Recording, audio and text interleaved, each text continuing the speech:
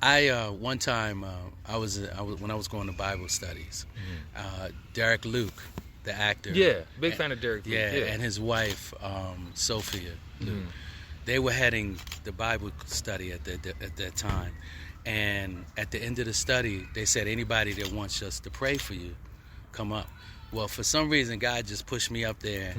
And they already knew I sang because I was singing in the church. Yeah. So Derek Luke got on my left ear, and his wife got on my right ear, and she put her hand on my jaw, on my right jaw, and he was speaking in my ear, no fear, your career, no fear. And while he was speaking in my ear, she was interpreting it in tongues. And all of a sudden, my stomach started rumbling, and like it was uncontrollably. And then my bottom lip started shaking, and it was like tears started coming out my eyes. And I was like, what's? And I almost passed out. So when they finished with me, his wife looked at me. She said, let me tell you what I saw. I saw gold in your stomach and aqua blue on your face. Wow. And she was like, you don't know what God has for you. She said, just wait. So then I went and I had a residency on Sunset called Bar 20, right next to the Sky Bar. It was called the Galen Hotel. So I would do that once a month. And this lady came up to me after I was finished singing, and she said, you know, when I saw you sing, I saw liquid gold in your throat. So that was the second time I heard that. Wow. So I'm still trying to figure out what that was. So then my mom had a birthday party in August, and I sang at her birthday party in Baltimore. And my cousin walked by me, and she said, boy, you got a golden voice.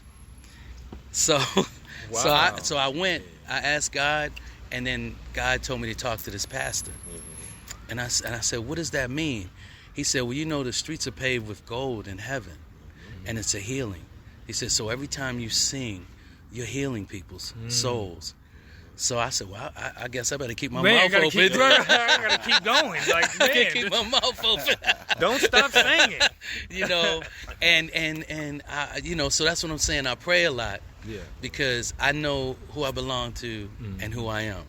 You know, and so before I leave this planet, I want to leave a great legacy for the young folks to follow.